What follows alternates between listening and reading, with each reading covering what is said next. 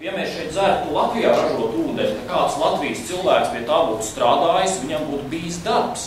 Ja mēs dzeram šeit importu ūdeni no Itālijas, nozīmē, ka kādam Itālim bija darbs.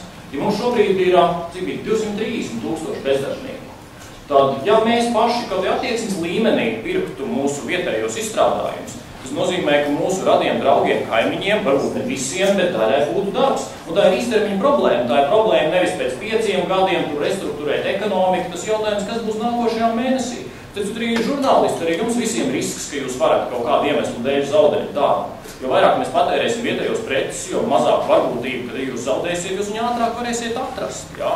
Tā ir šī mazā mikro lieta. Mazā mikro lieta, un manā pārliecība tā, ka tā tomēr ir kritiski svarīga. Tā ir kritiski svarīga. Šīs lielās makro lietas, jā, kas paredz to, ka viņi tur augšā politiķi, viņi tur sadiegs kaut kā mūs kā sīpolis no tās krīzes izvilks laukā, un mēs atkal dzīvosim treknajos gados.